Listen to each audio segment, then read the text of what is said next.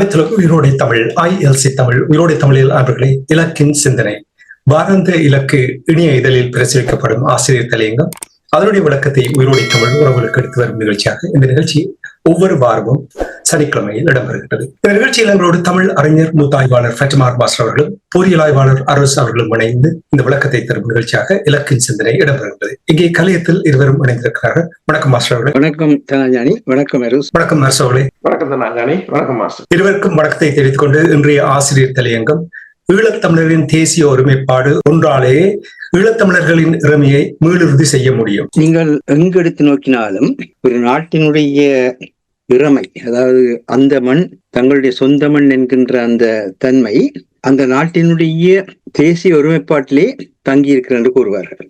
அதாவது மக்கள் கூட்டம் ஒன்று தேசமாக நேஷனாக மாறி தங்களை பிரகடனப்படுத்துகின்ற பொழுதுதான் அந்த மண் நாடு என்கின்ற தகுதியை பெறுகிறது. எனவேதான் எங்கேயும் தேச நிலையில் இருந்து மீளவும் நாடென்ற நிலைக்கு தங்களை வெளிப்படுத்துகின்ற தேவையில் இருக்கின்ற எல்லா இன மக்களும் தங்களுடைய ஒருமைப்பாட்டை வெளிப்படுத்த வேண்டிய ஒரு தேவை இருக்கின்றது. இதை எதற்காக என்று பேசுகின்றோம் என்றால், வர்த்தக போரில் இறங்கியுள்ள அமெரிக்க அரசு தலைவர் டொனால்ட் ட்ரம்ப் இந்தியாவின் உலகின் தெற்கு குளோபல் சவுத் என்கின்ற அந்த கருத்துருவாக்கத்தையே உருக்குலைக்கும் நோக்கில் செயற்பட்டு வருவதை பார்க்கின்றோம். இந்தியாவின் அமெரிக்காவுக்கான ஏற்றுமதிகளுக்கு 25% வரி விதிப்புடன் கூடவே இந்திய ரஷ்யாவிடமிருந்து எண்ணெய் மற்றும் பறக்கும் போர்க்கருவிகள் இறக்குமதி செய்வதற்கு தனியான தண்டனை வரியும் விதிக்கும் புதிய அமெரிக்க இறக்குமதி வரி கொள்கையை ட்ரம்ப் நடைமுறைப்படுத்தி இருக்கின்றார். இந்தியாவையும் ரஷ்யாவையும் தோற்று போகும் பொருளாதாரங்கள் என விமர்சித்துள்ள ட்ரம்ப் இந்தியாவை ரஷ்யாவுடன் சேர்த்து புறந்தள்ளிவிட்டு எப்படி காட்டமைப்பில் இந்தியாவுடன் இணைந்து இந்து பசிபிக் கடலில் சீனாவின் மேலாதிக்கத்தை எதிர்கொள்வார் என்பது கேள்விக்குறியாகவே இருக்கின்றது. அதேவேளை ரஷ்யாவுக்கு உக்ரைன் போரை 10 முதல் 50 நாட்களுக்குள் முடிவுக்கு கொண்டு வர வேண்டும் என்று அல்டிமேரம் இறுதி எச்சரிக்கை விடுத்து விளையாடுகிறார் அமெரிக்க அரசு தலைவர் ட்ரம்ப் என சொன்ன முன்னாள் ரஷ்ய அரசு தலைவரும் இந்நாள் ரஷ்ய பாதுகாப்பு கவுன்சிலின் பதில் தலைவருமான டிமிட்ரி மெட்வியேவ் ட்ரம்புக்கு முதலாவது ரஷ்யா இஸ்ரேலும் அல்ல, ஈரானும் கூட அல்ல, இரண்டாவது ஒவ்வொரு புதிய இறுதி எச்சரிப்புகளும் அச்சப்படுத்துவது மட்டுமல்ல, போரை நோக்கி எடுத்து வைக்கும் ஒவ்வொரு அடிகளுமாகும் ரஷ்யாவுக்கும் உக்ரைனுக்கும் இடையில் அல்ல, அவருடைய நாட்டுடனேயே அமெரிக்காவுடனேயே அது அமையும் என்று சொல்லி என்றும் அத்துடன் கண்ணை மூடிக்கொண்டு ஜோ பைடன் சென்ற பாதையில் செல்ல வேண்டாம் எனவும் பதிவிட்டிருந்தார். இதற்கு பதிலளிப்பாக அமெரிக்க அரசு தலைவர் அமெரிக்காவின் 2 அணுவாயுத நீர்மூழ்கி கப்பல்களை தேவையான இடங்களுக்கு அமெரிக்கா நகர்த்திவிட்டதாக கூறியிருக்கின்றார். போருக்கு அமெரிக்கா முனைப்புடன் உள்ளதை இவை உலகுக்கு தெளிவுபடுத்தி இருக்கின்றன. இச்சூழலில் உலகின் 4வது எண்ணெய் வளமுள்ள கடலாக பாகிஸ்தான் கடல் வளம் அறியப்பட்டிருக்கின்ற இன்றைய நிலையில் அமெரிக்கா பாகிஸ்தானில் தெற்காசியாவுக்கான மிகப்பெரிய எண்ணெய் சேகரிப்பு மையத்தை அமைப்பதற்கான உடன்படிக்கையை செய்துள்ளது. இதன் மூலம் இந்தியா பாகிஸ்தானிடம் இருந்து எண்ணெய் வாங்கும் நிலையை அறிவிக்கும் என்று ட்ரம்ப் 6 நம்பர் கூறியிருக்கின்றார். இந்நிலையில ஸ்ரீலங்காவுக்கு முதலில் 44%, அதாவது ஸ்ரீலங்கா அமெரிக்க இறக்குமதி பொருட்களுக்கு விதித்த வரியில் அரைவாசியையும் பின்னர் ஸ்ரீலங்கா அரசாங்கத்தின் பேச்சுக்களின் வழி 30%, தற்போது 20% வரியாக விதித்து அமெரிக்கா ஸ்ரீலங்கா நட்பு நிலையை ட்ரம்ப் தெளிவுபடுத்தி இருக்கின்றார். ஸ்ரீலங்காவுக்கான இந்த அமெரிக்க ஆதரவுக்கு முக்கிய காரணி 2வது உலகப் போரில் உலக வான்வழி பாதுகாப்புக்கான இயற்கை தளமாக பிரித்தானியாவுக்கு திருவோணமலை விளங்கிய போரியல் வரலாற்று உணர்வு என்பது உலகறிந்த விடயம். அத்துடன் சமகாலத்து வான்வழி போர் முறைகளின் வளர்ச்சியில் ஈழத்தமிழர் தாயகத்தின் கடல் நில வான் அமைப்புகள் குறைந்த செலவிலான வான் உந்துதல்களை மேற்கொள்வதற்கான இயற்கை அமைப்புகளை தமிழர் தாயகத்தின் நில கடல் வான் அமைப்புகள் கொண்டிருக்கின்றது என்பது மிக முக்கியமான விடயமாக இருக்கின்றது. எனவே மாங்குளம், பரந்தன், காங்கேசந்துறை குறித்த இன்றைய ஸ்ரீலங்கா அரசாங்கத்தின் பொருளாதார திட்டமிடல்கள் உலகின் பொருத்தி ஆக்கும் சந்தைக்கான குறைந்த செலவிலான மனித வலுவையும் குறைந்த செலவிலான ஆய்வு பல்கலைக்கழகங்களை வழங்கும் அதே நேரத்தில் ஈழத்தமிழர் சமுதாயத்தின் கடல், நில, வான், இயற்கை நிலைகளை உலக பாதுகாப்புக்கான தேவைகளுக்கு உலகுக்கு வழங்குவதான திட்ட நோக்கி கொண்டதாகவே தொடரும் என்பது உறுதி. ஆனால் அந்த வானுக்கு, கடலுக்கு, மண்ணுக்கு சொந்தக்காரரான ஈழத்தமிழர்கள் அது தங்களின் சொந்தம் என்கின்ற இறைமையினை வெளிப்படுத்தும் வழக்கில் பழக்கப்படவில்லை. இதுவே 22/5/1972 முதல் ஆட்சிப்படுத்த தகுதியற்றவரான ஸ்ரீலங்கா பௌத்த சிங்கள குடியரசே ஈழத்தமிழர் சமுதாயத்தின் ஏகபோக உரிமையாளர்களாக இன்று வரை ஆக்கிரமிக்கும் உலக அனுமதி உள்ளவர்களாக தங்களை வெளிப்படுத்தி நிற்பதை காண்கின்றோம். எனவே இந்த மண் எங்களின் சொந்த மண் என்கின்ற ஈழத்தமிழர்களின் வரலாற்று உண்மையை அவர்கள் தங்கள் பண்பாடாக வெளிப்படுத்தி அதனை மீளூறு செய்ய வேண்டும். இதற்கு ஈழத்தமிழர்களுடைய தேசிய ஒருமைப்பாடு ஒன்றாலேயே அதனை செய்ய முடியும் என்பதை வலியுறுத்துவதே இலக்கிய நிவார கருத்தாக உள்ளது. அதே வேளையில் ஈழத்தமிழ் அரசியல்வாதிகள் இம்மாதத்துக்குள் ஸ்ரீலங்கா குறித்த ஐக்கிய நாடு சபையின் மனித உரிமை பேரவையின் ஆண்டறிக்கை வெளிவரும் முன்பாக ஒருங்கிணைந்த கடிதம் ஒன்று அனுப்ப வேண்டிய நிலையில் இருக்கின்றனர். இதற்கு ஈழத்தமிழர்களின் தேசிய ஒருமைப்பாடு என்பது உடனடியாக அரசியல் தேவையாக இருக்கின்றது. இதனை நடைமுறை சாத்தியப்படுத்தக்கூடிய முயற்சியாக கொழும்பில் கடந்த வாரத்தில் தமிழ் தேசிய பேரவை சார்பில் சட்டத்தரணி கஜேந்திரகுமார் பொன்னம்பலம், செல்வராஜா கஜேந்திரன், சட்டத்தரணி காண்டிவன் ஆகியோரும், இலங்கை தமிழரசு கட்சியின் சார்பில் சட்டத்தரணி சுமந்திரன், எஸ். சத்தியலிங்கன், ராசமாணிக்கம் சாணக்கியன் ஆகியோரும், சிவில் சமூகம் சார்பாக முனைவர் குமாரவடிவேல் குருபரன் ஆகியோரும் கலந்து கொண்டு ஆயத்த முயற்சியில் ஈடுபட்டதை இலக்கு வரவேற்கின்றது. அதேவேளை யாழ்ப்பாணத்திலிருந்து வெளிவரும் ஈழநாடு நாளிதழ் தனது 31/7/2025 ஆசிரிய தலையங்கமான உள்ளக வழியக விசாரணை என்பதில் கடந்த 16 ஆண்டுகளாக ஜெனீவாவில் முகாமிட்டவர்களால் ஒரு சிறு விடயத்தை கூட நகர்த்த முடியவில்லை என்னும் போது தொடர்ந்து பொய்களை கோரிக்கொண்டிருப்பது சரியானது அல்ல என சுட்டிக்காட்டியிருப்பதையும் இங்கு மீள்நிலைப்படுத்த வேண்டியுள்ளது. இந்த ஈழநாடு ஆசிரியர் தலையங்கம் இலக்கு இதுவரை கூறுகின்ற உண்மையை மீளுறுதிப்படுத்தி இருக்கின்றது. இந்நிலையில் சரியான நேரத்தில் சரியான முயற்சி செய்வதற்கு ஈழத்தமிழின் தேசிய ஒருமைப்பாட்டை ஈழத்தமிழர் அனைவரும் வலியுறுத்த வேண்டியது அவசியமாகிறது என்பது இலக்கின் எண்ணமாக உள்ளது. அதே நேரம் ஈழத்தமிழரின் தாயக வாழ்விலும் போதிசத்துவ குழந்தைகளாய் புத்தியை பயன்படுத்துவதுடன் இதயத்தையும் பயன்படுத்த வைக்கும் புதிய கல்வி திட்டத்தை உருவாக்குமாறு கடந்த வாரத்தில் ஸ்ரீலங்காவின் அஸ்கிரிய மல்பத்துவ மகாநாயக்க தேரர்கள் ஸ்ரீலங்காவின் பிரதமரை நெறிப்படுத்தியுள்ள நிலையில் ஈழத்தமிழர்கள் தங்களின் தேசிய ஒருமைப்பாட்டுடன் தங்களின் வரலாற்றை தங்களின் பேராசிரியர்கள் வழியாகவும் தங்களின் தொழிற்கல்வியின் தேவைகளை தங்கள் தொழில்நுட்ப நிபுணர்கள் வழியாகவும் தங்களின் அழகியல் தேவைகள் பரதநாட்டியம், கர்நாடக சங்கீதம் அல்ல, ஈழத்தின் இசை நடன வடிவங்களின் மீளுருவாக்கம் என்பதையும் ஸ்ரீலங்காவின் இன்றைய அரசுக்கு வெளிப்படுத்தி அதனை உலகின் கல்வி சமூகத்துக்கும் தெரிவிக்க வேண்டும் என்று இலக்கின் அழைப்பாக உள்ளது. ஸ்ரீலங்காவின் புதிய அரசியலமைப்பு வேகமாக இயற்றப்பட்டுக் கொண்ட இக்காலத்தில் ஈழத்தமிழர்கள் தங்களின் இறைமையையும் தேசிய ஒருமைப்பாட்டையும் அது உறுதி செய்யாத வரை இலங்கைத்தீவின் பொருளாதாரத்தை யாராலுமே நிமித்த முடியாது என்ற உண்மையையும் ஸ்ரீலங்காவுக்கும் உலகுக்கும் ஈழத்தமிழ் தேசிய ஒருமைப்பாற்றம் வெளிப்படுத்த வேண்டிய மாதத்தில் ஈழத்தமிழ் எவ்வாறு அதனை தொடங்குகிறார்கள் என்பதை மீளாய்வு செய்து பார்த்தால் ஈழத்தமிழின் இயலாமையாக உள்ளமையின் உண்மை தெளிவாகும் என்பது இலக்கின் இவ்வாறு கருத்தாக உள்ளது. இந்த நேரத்தில் தான் பாரதி பாடிய நெஞ்சில் உரமின்றி நேர்மை திறமின்றி வஞ்சகனை செல்வாரடி கிளியே என்று தொடங்குகிற அந்த பாட்டில் ஒரு முக்கியமான வரி வரும். அதனுடைய விளைவு எப்படி வரும் என்றால், கூட்டத்தில் கூடி நின்று கூவி கழிப்பாரடி கிளியே வாய்ச்சொல்லில் வீரரடி என்று. அந்த நினைவுதான் இப்பொழுது இந்த வாரத்தில் ஈழத்தமிழர்கள் விதமாக நடந்து கொள்கின்றார் என்பதை மீளாய்வு செய்து பார்க்கின்றவருக்கும் ஏற்படும் என்பதை கூறி இதுதான் இந்த ஆசிரியர் அரங்கத்தினுடைய சாராம்சமாக இருக்கின்றது. நன்றி மாஸ்டர் அருள் அவர்களிடம் செல்வதற்கு முன்னதாக நீங்கள் இப்ப அந்த கூறிய அந்த கடிதம் தொடர்பாக கூறும்பொழுது அந்த கடிதம் ஈழத்தமிழர்களுடைய இனப்படுகொலை தொடர்பாக வலு குறைத்திருப்பதாக சில செய்திகள் கூறுகின்றது. இது தொடர்பாக நீங்கள் கூறினீர்கள், அதாவது இனப்படுகொலை என்ற அந்த சொற்பதத்தை தவிர்த்திருப்பது போல் தெரிகின்றது என்று கூறுகிறார்கள். இந்த பிரச்சனை தான் 2015 அப்பொழுது அரசியல் செயற்பாட்டாளராக ஜெனீவாவில் களமிறங்கினவர்களும் செய்தார்கள். அதாவது ஐரோப்பிய அல்லது மேற்குலக நாடுகளினுடைய பின்னணியில் இந்த ஐக்கிய நாடு சபையினுடைய மனித உரிமைகள் பேரவையுடைய தீர்மானங்கள் எடுக்கப்படுகிறது என்பது எல்லோரும் அறிந்த விடயம். அதையும் அந்த ஈழநாடு ஆசிரியர் சுட்டிக்காட்டியிருந்தது.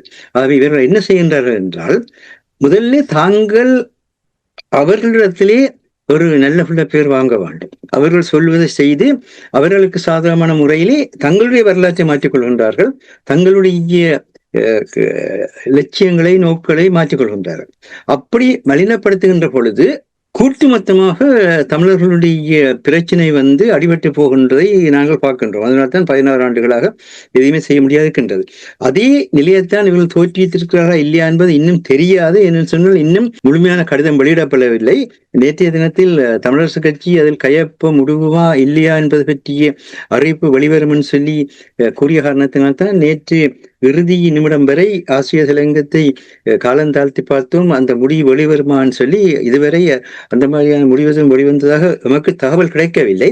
அப்படியான ஒரு சூழலில் அது எப்படியாக மலினப்படுத்தப்பட போகின்றது, அல்லது இப்படி கூட்டாக இணைந்து அதை மலினப்படுத்துவதற்கான முயற்சிகள் நடக்கின்றதா, அல்லது வளமை போல யாராவது ஏதாவது ஒரு விடயத்தை தொடங்குகின்ற பொழுதே அதில் குறைகளை கூறி அந்த குறைகளுக்கு கூறாக அந்த விடயத்தை நீத்து போக செய்கின்ற அந்த உத்தி கையாளப்படுகின்றதா என்பதையெல்லாம் பொறுத்து தான் பார்க்க வேண்டியிருக்கின்றது. நன்றி மாஸ்டர் அரசோலை. நீங்கள், நான், மாஸ்டர் இராமைதரன், நேரு குணரட்னம் போன்றவர்கள் தொடர்ச்சியாக ஒருமைப்பாடு, நாங்கள் ஒரு குறிப்பிட்ட விடயத்துக்காவது ஒன்று சேர்ந்து செயல்படுவதுதான் முக்கியம் என்பதை நீண்ட காலமாக வலியுறுத்தி கொண்டு வருகின்றோம். அதில் சில விளைவுகளை இப்பொழுது பார்க்கக்கூடியதாக இருக்கின்றது, வரவேற்கக்கூடியதாக இருக்கின்றது. இருந்தாலும் கூட இப்பொழுது இந்த நாங்கள் இன்னொரு நிகழ்ச்சியில் உரையாடி இருந்தோம். அடுத்த மாதம் வரை இருக்கின்ற ஐக்கிய நாடுகள் பாதுகாப்பு சபையினுடைய இந்த கூட்டத்தில் 51 தீர்மானம் காலாவதியாகின்ற நேரத்தில் புதிதாக கொண்டு வர போகிறார்களா ஒரு தீர்மானம், அல்லது இத்தோடு தமிழர்களுடைய பிரச்சனையை கைவிடப் போகின்றார்களா என்ற ஒரு பெரிய கேள்வி எல்லாம் இப்பொழுது எழும்பிக் கொண்டிருக்கின்ற நேரத்தில் இவர்கள் ஒன்று சேர்ந்து இந்த கையொப்பம் இடுவது உள்ளடக்கத்தை நாங்கள் பிறகு பார்ப்போம். ஆரோக்கியமான ஒரு விடயம் என்று நீங்கள் கருதுகிறீர்களா, அல்லது ஏதாவது ஒரு அழுத்தத்தின் பிரகாரம் தான் இவ்வாறு இவர்கள் இந்த கையெழுத்தை வைக்க வேண்டிய ஒரு நிலைமை ஏற்பட்டிருக்கிறது? நான் நினைக்கிறேன், இப்ப ஒரு 3 வருடத்துக்கு முதல் இவ்வாறான ஒரு கடிதம் இதே போன்று ஐக்கிய நாடுகள் சபையின் மனித உரிமைகள் ஆணைக்குழுவுக்கு அனுப்புவதற்காக ஒரு முன்முயற்சி புலம்பெயர் தேசத்திலிருந்து எடுக்கப்பட்ட போது, புலம்பெயர் தேசத்திலிருந்து எடுக்கப்பட்டது என்று நான் இங்கு கூறுவது இப்போது அங்கு புலம்பெயர் தேசத்தில் இருக்கின்ற அமைப்புகள் அல்ல. புலம்பெயர் தேசத்தில் இப்போது ஒவ்வொரு முறையும் மனித உரிமைகள் ஆணைக்குழுவின் கூட்டத்தொடர் தொடங்கும் போது அங்கு போய் நின்று வெளியில் பலகைகளை பிடித்து விட்டு ஓடியந்து வீட்டில் இருப்பவர்கள் அல்ல, அல்லது ஒவ்வொரு வருடமும் உடற்பயிற்சிக்காக சைக்கிள் ஓடுபவர்களை நான் கூறவில்லை. நான் கூறுவது புதிதாக ஒரு கொஞ்சம் பேர் சேர்ந்து சிந்தித்து எழுதப்பட்ட அந்த கடிதம், அது கொடுக்கப்பட்ட போது எல்லாரும் அதில் இருக்க கையெழுத்து வையுங்கள், அதை ஏதாவது ஒரு இனிஷியேட்டிவா செய்வோம் என்று கொடுத்த போது, ஏனென்றால் அது ஒரு ஐக்கிய நாடுகள் சபையின் மனித உரிமைகள் ஆணைக்குழு ஒரு தீர்வும் அல்ல, அது புற அழுத்தம் இல்லாமல் இயங்க போவதும் இல்லை. உங்களுக்கு தெரியும், இப்ப பிரான்ஸ் திடீரென்று பலஸ்தீனத்தை அங்கீகரிக்குது என்று சொன்னால் ட்ரம்புக்கு பிரான்ஸால கொடுக்கக்கூடிய அழுத்தம் அது ஒன்றுதான். இப்ப திடீரென்று பிரித்தானியா காலத்துல குதிக்குது என்று சொன்னால் அவங்களுக்கு அது பலஸ்தீனம் இதுக்குள்ள பந்தாடப்படுகிறது. அதாவது அவர்களுக்கு கூட்டணி சேர்ந்து அடிச்சாங்க, கூட்டணிக்குள்ள பிரச்சனை வந்தோன்னா இப்ப பலஸ்தீனத்தை தூக்கி பிடிக்கிறாங்க. ஒருத்தன் தூக்கி பிடிக்க ட்ரம்ப், உங்களுக்கு தெரியும் கனடா அங்கீகரிக்க போதுன்னா கனடாக்கு மேல வரி விழுத்தது பிரிச்சதுல அத கனடா பலஸ்தீனத்தை ஒரு துருப்புச்சீட்டாக அமெரிக்காவுக்கு பயன்படுத்துது, அமெரிக்கா வரிய ஒரு துருப்புச்சீட்டாக கனடா மீது பயன்படுத்த, அதுகள் அப்படியான ஒரு நிலை. அப்ப இதுல நீங்க பாத்தீங்கன்னு சொன்னால் அந்த அங்கீகரிப்பும் நடவடிக்கையும் புறச்சூழல் அழுத்தம் இருக்கு. அந்த புறச்சூழல் அழுத்தம் ஏற்படுவதற்கு முன்னர் எங்களுக்குள் ஒரு ஒருங்கிணைவு வேண்டும். அதை முதல் காட்டிவிட்டு அடுத்ததுக்கு நகர்வோம் என்று கிட்டத்தட்ட 3 வருடத்துக்கு முதல் ஒரு கடிதம் எடுத்து கொடுத்த போது அதில் பலர் கையெழுத்து விடவில்லை, சிலர் அதில் எழுத்துப்பிழை பிடித்தார்கள். நாங்கள் இங்க சோதனைக்கு போகல, உங்களுக்கு எழுத்துப்பிழை இருந்தா அதை திருத்தி போட்டு கையெழுத்து வையுங்க. சிலர் தகவல் பிழை என்றார்கள்.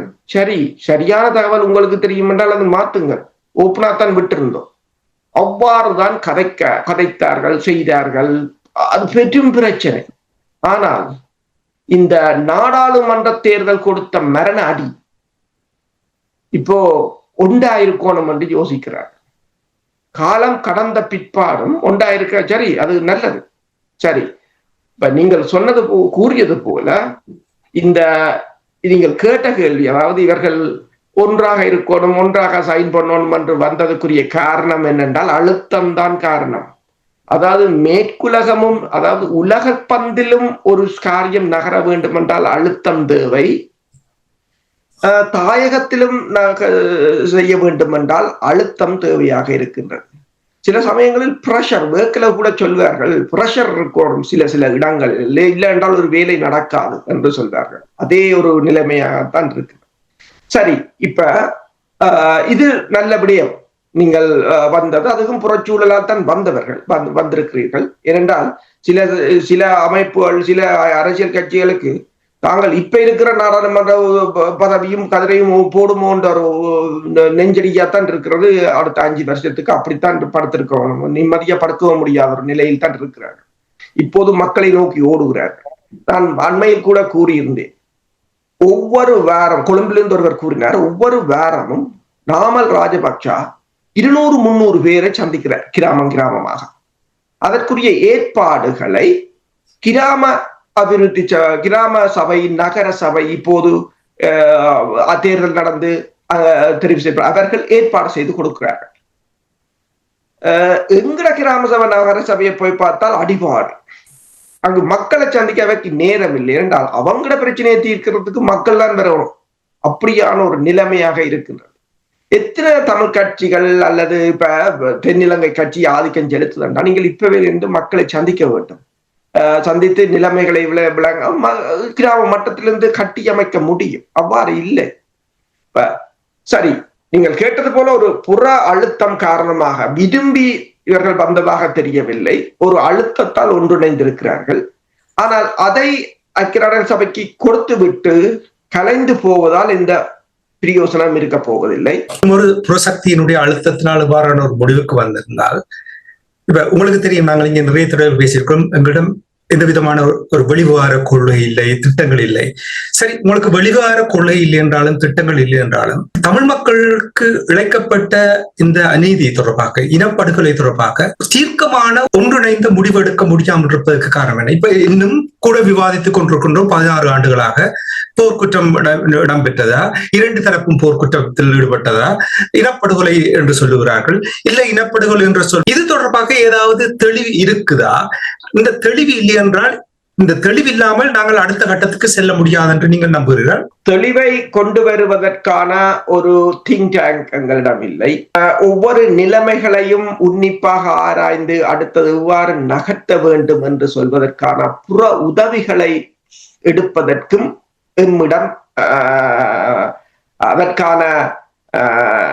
அதற்காக நாங்கள் எந்த முயற்சியும் செய்யவில்லை. எங்களுக்கு விடுதலை, உங்கள் விடுதலை உங்கள் மக்களிடம்தான் இருக்கின்றது என்பதை முதலில் உணர வேண்டும். எங்கள் விடுதலையை வைகோபாலசாமியோ சீமானோ கொண்டு வருவார் என்று அங்கு போய் நிற்கிற ஒரு கூட்டம் இருக்கின்றது.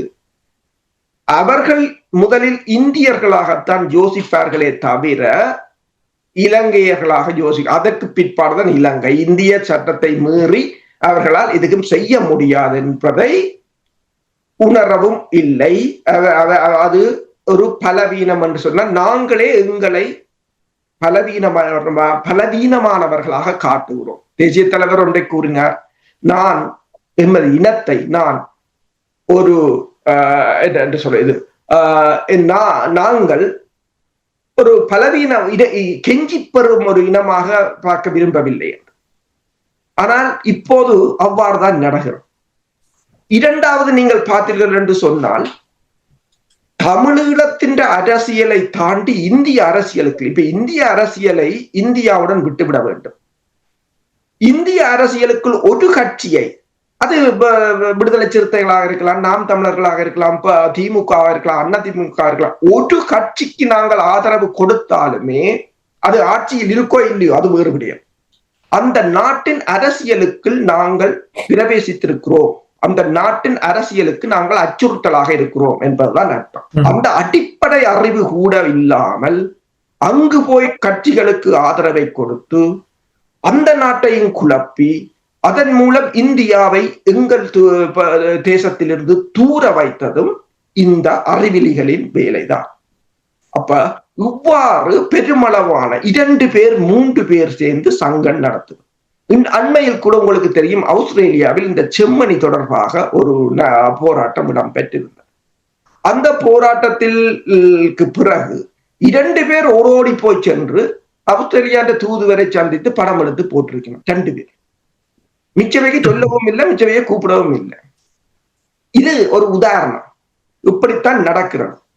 இயக்கத்தில் இருந்து அப்ப காலத்துல அம்மாக்கு சுவம் இல்ல, அப்பாக்கு சுவம் இல்ல, தங்கச்சி கல்யாணம் கட்டணும், வீட்டுக்கு காசு உழைக்கணும் அல்லது வறுமை என்று சொல்லி துண்டை கொடுத்துட்டு ஓடி வெளிநாட்டுக்கு வந்தவரை எல்லாம் மீண்டும் தலைவர்களை ஆக்கினால் எவ்வாறு என்ன நடக்கும் என்பதற்கு எங்களுடைய இனம் மிகப்பெரிய ஒரு கேவலமான உதாரணத்தை இந்த வரலாற்றில் பதிவு செய்து கொண்டிருக்கின்றோம். அவ்வாறான ஒரு நிலையில் இருக்க எங்களிடம் எந்த விதமான ஒரு வரைவும் இல்லை, எங்களிடம் எந்த விதமான வெளிவிவகார கொள்கையும் இல்லை. நான் கூறினேன், இப்ப அமெரிக்காவின் புலனாய்வுத்துறையின் தலைவர் என்று இந்த வாரம் ஒரு அறிக்கையை சொல்லியிருந்தார். என்னென்றால் 2016ஆம் ஆண்டு இடம்பெற்ற தேர்தலில் ரஷ்யா அமெரிக்காவின் உள் விவகாரங்களில் அரசியலில் தலையிட்டதா இல்லையா என்ற ஒரு விவாதம்.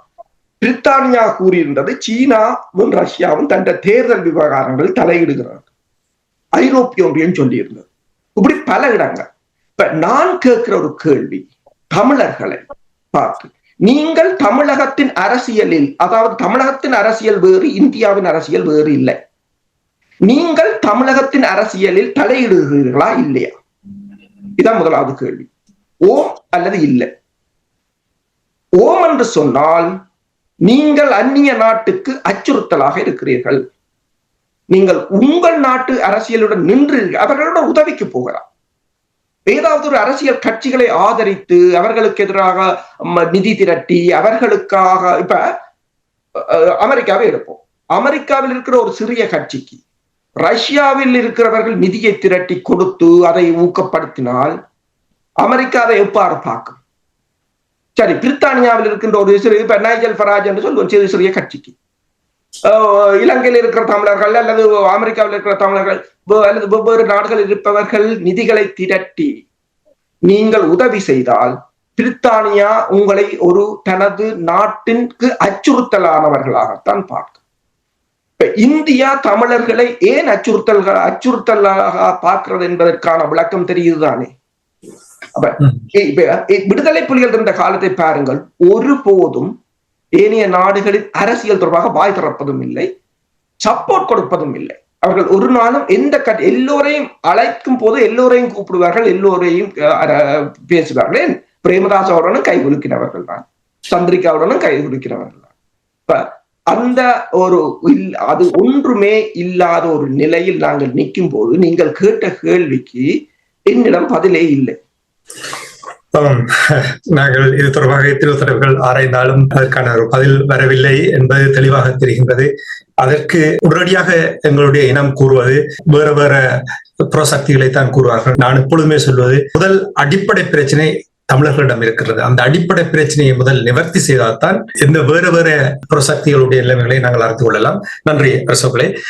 ஐக்கிய நாடுகள் பாதுகாப்பு சபைக்கு எழுதுகின்ற அந்த கடிதம் தொடர்பாக வலு குறைப்பது தொடர்பாக நான் கேட்டதற்கு காரணம் என்னவென்று சொன்னால், தாயகத்தில் இருக்கின்ற உடவியலாளர் நிக்சன் அவர் இந்த விடயங்களை ஆதாரத்தோடு வெளிப்படுத்தியதாக சமூக வலைத்தளங்களில் பார்த்த ஞாபகம் இருக்கிறது. அதாவது போர்க்குற்றம் தான் இடம்பெற்றது, இன அழிப்பு என்பதை அந்த சொற்பதத்தை தவிர்த்து விட வேண்டும் என்ற ஒரு முடிவுக்குத்தான் இவர்கள் வந்ததாகவும் சட்டத்தரணி குருபரன் அவர்கள் தான் அந்த கடிதத்தை எழுதினார் என்று கூறுவார். என்னுடைய கேள்வி என்னவென்றால், மாஸ்டர், தமிழரை பொறுத்த மட்டில் 2009ஆம் ஆண்டிலிருந்து மாறி மாறி ஏதோ ஒரு விதத்தில் விவாதங்கள் வந்து கொண்டிருக்கின்றது. ஏன் இவ்வாறான விவாதங்களுக்கு முற்றுப்புள்ளி வைக்க முடியாமல் இருப்பதற்கு என்ன காரணம்? கூட்டாக அறிவுள்ளவர்கள் இருக்கிறார்கள் என்று எத்தனையோ தடவைகள் அறிவுக்குலாம் உலகம் முழுகம் இருக்கின்றார்கள். ஏன் கூட்டாக ஒரு முடிவு எடுக்க முடியாமல் இருக்கிற தமிழ் மக்களுக்கு இது இனப்படுகொலை நடந்ததை நாங்கள் வலியுறுத்த வேண்டுமா இல்லையா என்பது, விட்டு கொடுத்து போக வேண்டுமா அல்லது எந்த காலத்திலும் நாங்கள் விட்டு கொடுத்து போக முடியாது என்று இந்த அடிப்படை விஷயங்களுக்கு நாங்கள் ஒன்றாக ஒரு விடை தேடாவிட்டால் இப்பொழுது இருக்கின்ற நிலையில் எந்த ஒரு மாற்றத்தையும் காணப்போவதில்லை. நீங்கள் இதை எவ்வாறு பார்க்கிறீர்கள்? அப்படி விட்டுக் கொடுத்து போக வேண்டிய நிலைமை இருக்கிறதா, அல்லது எந்த காலத்திலும் விட்டுக் கொடுப்பதற்கு தமிழர்கள் அதற்கு தயாரில்லை என்று நீங்கள் கூறுகிறீர்களா? ஒரு மனிதன் வாழுதல் என்பது அவனுடைய உரிமை. அதுதான் தன்னாட்சி என்று கூறுவார். முதல்ல தன்னாட்சி என்பது குடும்பத்துல தொடங்குவது. குடும்பத்துல ஒரு மனிதன் தான் வாழ்வதற்கான, ஒரு மண்ணில் பிறந்தால் அந்த மண்ணில் அவன் வாழ்வதற்கான பிரிக்கப்பட முடியாத உரிமையை கொண்டிருக்கிறான். அந்த பின்னணியில் தான் பிறகு அவர்கள் தேசமாக இணைவது, தேசத்தினுடைய தன்னாட்சி, தேசத்தினுடைய இறமை என்றெல்லாம் பெறும். ஆனால் இங்கு இருக்கின்ற பிரச்சனை என்னவென்று சொன்னால், இப்பொழுது அரசு கூறியது மிக முக்கியமான விடயம். அதாவது நாங்கள் எங்களுடைய பிரச்சனையை எங்களுடையதாக எடுத்து விளக்கி அதனை அடைவதற்கு நாங்கள் அதற்கான திட்டங்களை, முறைமைகளை உருவாக்கி அதனை செயல்படுத்துகின்ற பொழுதுதான் அது அந்த மக்களுக்கான செயற்பாடாக இருக்கும். இதைத்தான் தேசிய தலைவர் செய்தார். தேசிய தலைவருடைய மிகப்பெரிய பங்களிப்பு என்பது, அவர் தமிழ் மக்களோடையே, ஈழத்தமிழ் மக்களோட மட்டுமில்லை, உலகத்தமிழ் மக்களோட மட்டுமில்லை, உலகத்துல சுதந்திரத்தை, சமத்துவத்தை, சகோதரத்தை நேசிக்கிற எல்லா மக்களோடுமே அவர் வாழ்ந்து கொண்டிருக்கிறார் என்கின்ற அந்த உண்மையை கூட இன்றைக்கு தமிழன் மறந்து போறான். அது பாடிக்கிடமான ஒரு கதையாக இருக்கின்றது. அதுக்கெல்லாம் காரணம் என்னன்னு சொன்னால், அவர் என்ன செய்தார் என்றது இவர்களுக்கு தெரியவில்லை. அவர் செய்தது தன்னுடைய மக்களுக்கு சக்தி அளித்தார். Empowerment to people. இது மக்களுடையது அரசாங்கம். இங்க இருக்கிற பிரச்சனை என்னென்றால், ஒருவருடையதோ இருவருடையதோ அல்ல கட்சி, இருவருடைய அல்ல இயக்கம். ஒருவர் தனித்து நின்று ஒரு மிகப்பெரிய போராட்டத்தை நடத்தி இருக்க முடியாது. தேசிய தலைவர் தனித்து நின்று மிகப்பெரிய போராட்டத்தை நடத்தினார் என்று இவர்கள் சொல்வதன் மூலமாகத்தான் அவரை அவருடைய பகைமையாளர்கள் அவரை பற்றிய கடும் விமர்சனங்களை முன்வைக்கிறதுக்கான வழியை செய்தார்கள், என்றுதான் செய்கின்றார்கள். ஆனால் அவர் அப்படி ஒரு காலம் கூறவில்லை. அவர் எந்த ஒரு இடத்திலும் தன்னை மக்களிலிருந்து பிரிக்கவில்லை. தமிழீழ மக்கள் வாழும் வரை தேசிய தலைமை என்பது வாழ்ந்து கொண்டிருக்கும். அந்த தேசிய தலைமைக்கு நாங்கள் வாழ்கின்ற ஆற்றல் என்கின்ற அந்த தன்மையை கூட மறந்து விடுகிறோம். அதெல்லாம் நாளாந்த வாழ்க்கையை காண்கின்றோம். அதனுடைய விளைவுகளை கூட நாங்கள் இப்பொழுது கண்டு கொண்டிருக்கின்றோம். இந்த நேரத்திலே குறிப்பாக இன்றைய தினத்திலே தன்னுடைய 112வது பிறந்த நாளை, ஆவணி 2ஆம் தேதி என்பது அந்த வகையில் தான் எங்களுக்கு முக்கியமாக தெரியும். இந்த ஆவணி 2 தமிழ் மக்களுக்கு ஏன் முக்கியமானதாக கருதப்பட்டதுன்னு சொன்னால், இன்று தன்னமல்கள் பிறந்த நாள், இந்த 112வது ஆண்டு. இன்றைக்கு அவர் கூறிய அன்றைய நிலையை இன்று அரசு திரும்பவும் கூறுவதை பார்க்கின்ற பொழுதுதான் சிரிப்பாக இருக்கின்றது. 60ஆம் ஆண்டு அவர் கூறினார், தமிழர் சிலர் அரசியலாளரின் ஒற்றர்களாக உழைக்கின்றார்கள். நம் இயக்கங்களின் வலிமை இல்லை, ஒற்றுமை இல்லை என்று இவர்கள் அரசியலாளர்களுக்கு கூறிக்கொண்டே வருகின்றனர். எனவே அரசியலாளரும் இத்தகைய பொய்யுரையே கேட்கவே விரும்புகின்றனர். இதைத்தான் இப்ப சர்வதேசத்துக்கு செய்கிறார்கள். எங்களுக்கு இடையிலே ஒற்றுமை இல்லை என்று நாங்களே கூறுகின்ற செயலை செய்கின்றார்கள். அடுத்து கூறினர், தென்னிலங்கையில் உள்ள சிலர் அமைதியாக பொருளீட்டுவதற்கு தமிழ் இயக்கங்கள் தடையாக இருக்கின்றன என்று தமிழ் இயக்கங்களில் ஈடுபடுவோரை தம் எதிரிகள் என்று கருதுகின்றனர். இந்த தொல்லையே வேண்டாம், சிங்களத்தை பயின்று இன்னும் பணம் ஊட்டுவோம் என்பதே அவர்களின் நோக்கம். இது இன்றுமே தொடர்ந்து கொண்டிருப்பதை பார்க்கின்றோம். தொடர்ந்து சிலர் கட்சிகளின் முயற்சிகளை பொருட்படுத்துவதில்லை. தமிழ் மக்கள் மொழிகள் அரசியல் மொழிகளாயின் மன்னிக்கவும், தமிழ் மக்கள் உரிமை பெறுவது அவர்களின் நோக்கம் அன்று, பிற கட்சிகளின் வழியாக தமிழ் மக்கள் யாதொரு வெற்றியும் பெறுதல் ஆகாது என்பதை அவர்களின் சிறந்த நோக்கம். இது வழியாக கேட்டுக்கொள்ளுங்க. ஒரு பக்கத்தில் அவர்களுக்கு தமிழ் மக்கள் உரிமை பெறுவது அவர்களின் நோக்கம் அல்ல, மற்ற பக்கத்துல பிற கட்சிகளின் வழியாக தமிழ் மக்கள் யாதொரு வெற்றியும் பெறுதல் ஆகாது என்பது அவர்களின் சிறந்த நோக்கம். தாங்கள் மட்டும் இல்ல, வேற கட்சிகளும் அங்கு தமிழ் மக்களுக்கு உரிமையை பெற்று, இது 60ஆம் ஆண்டுல தன்னையுடைய இன்றைய நாள்ல பிறந்த அவருடைய கூற்று. நேரடியாக தமிழ் பேசும் இனத்தின் உரிமையை பற்றிலும் கட்சி பற்றியவர்களுக்கு பெரியது. இன்று வரையும் இந்த ஆட்டம் நடக்குதா இல்லையா? தமிழ் மக்கள் உரிமை பெற்ற விட கட்சி பற்றி பெரிது ஆடுகிறாரா இல்லையா? அதே நேரத்துல அவருடைய பங்களிப்பை பற்றி எங்களுடைய வாழ்நாள் பேராசிரியர் கா சிவத்தம்பி அவர்கள் தன்னாயம் அடிகள் என்கின்ற தலைப்பில் முதல்ல மல்லிகையிலும் பிறகு அந்த கற்ற தமிழ் தூது தன்னாயம் அடிகள் 100 உள்ள சிறப்பு கற்ற தொகுப்பில் என்னுடைய நண்பரும் சிங்கராரோட கைது செய்யப்பட்டவருடைய அண்டன் சின்ராசா பிலிப்பு கண்டால இருந்து தொகுத்த அந்த இடத்துல ஒரு முக்கியமான விடயத்தை கூறினார்கள். அதுதான் இன்றைக்கு தேவையாக இருக்கிறது. என்னன்னு சொன்னால், இந்த அரசியல் பண்பாடு அல்லது தமிழ் பண்பாடு என்றெல்லாம் பேசுகிறார்கள். பண்பாடு என்றால் என்ன என்பதும் புரிந்து கொள்ளுங்கள். பண்பாடு என்பது எங்களுடைய வளமைகளை, எங்களுடைய பழக்க வழக்கங்களை, எங்களுடைய நம்பிக்கைகளை அனைத்துலகம் ஏற்றுக்கொள்ள செய்வது. எங்களுக்கு கூடி நின்று கொண்டு நாங்கள் கும்மாளம் அடிப்பது அல்ல. நான் சிறந்த பண்பாடுள்ளவன், நீ சிறந்த பண்பாடுள்ளவன் என்று சொல்லி எங்களுக்குள்ள இருந்து ஏற்கனவே சொன்ன மாதிரி நெஞ்சில் உரமின்றி நேர்மத்திரமின்றி ஒருவருக்கு ஒரு வஞ்சனை சொல்லி போட்டு அதனுடைய விளைவாக கூட்டத்தில் கூடி நின்று கூவி கழிக்கிறது இல்லை. பண்பாடு என்று சொன்னால் எங்களுடைய அரசியல் பண்பாட்டை அனைத்துலகம் ஏற்றுக்கொள்ள வேண்டும். அனைத்துலகம் ஏற்றுக்கொள்ளக்கூடிய முறையில் நாங்கள் செயற்படுகின்றோமா, அது உரையாடல்களுக்கெல்லாம் செயற்படுத்தப்பட முடியும். அந்த உரையாடல்கள் உண்மையின் நேர்மையும் முன்னதாக இருப்பதுடன் அதில் உறுதி இருக்க வேண்டும். இந்த மண் எங்களின் சொந்தம் என்ற உறுதியுடன் அதே நேரத்தில் நாங்கள் எல்லா மக்களோடும் கூடி வாழ்கின்ற தன்மை கொண்டவர்கள் என்பதை நாங்கள் மறுக்கவில்லை. எல்லா மக்களோட கூடி வாழத்தான் வேணும். அது இலங்கையில் இருக்கின்ற மற்ற மக்களாக இருந்தாலும் சரி, அனைத்து உலகத்தில் இருக்கின்ற மக்களாக இருந்தாலும் சரி, கூடி வாழாமல் நாங்கள் தனியன் என்று கோபுரம் கட்ட முடியாது. அது வெளிப்படையான உண்மை. ஆனபடியினால்தான் தொல்காப்பியமே உயர்ந்த என்பனர் மக்கள் சுட்டே என்று சொன்னார். நீங்க மக்களாக வாழ்ந்தால் மட்டும்தான் நீங்கள் உயர் ஒழுக்கமுள்ளவர்களாக இருப்பீர்கள், இல்லைன்னா இருக்க மாட்டீர்கள் சொன்னார். ஆகவே நீங்கள் இந்த விட்டுக் கொடுப்பை பற்றி காட்சிகள் விட்டுக் கொடுப்பு எங்கு வருவதுன்னு சொன்னால் உரையாடல்கள் மூலமாக. அதாவது எங்களுடைய தேசத்தங்கள் அண்டன் பாலசிங்கம் அவர்கள் என்னுடன் பேசும் பொழுது பலமுறை தெளிவாக கூறியிருக்கின்றது. அதாவது இலங்கை தீவினுடைய குடிகளாக இன்று அதன் தேச மக்களாக ஈழத்தமிழ் மக்களும் சிங்கள மக்களும் இருக்கிறார். அது வெளிப்படையான உண்மை. அந்த இருவரும் நாங்கள் ஒரு இடத்துல உட்கார்ந்திருந்து எங்களுக்குள்ள என்ன ஒருவருக்கு ஒரு சந்தேகம் இருக்குது, எங்களுக்கு என்ன அச்சம் இருக்கின்றதை நாங்கள் தெளிவுபடுத்த வேணும்.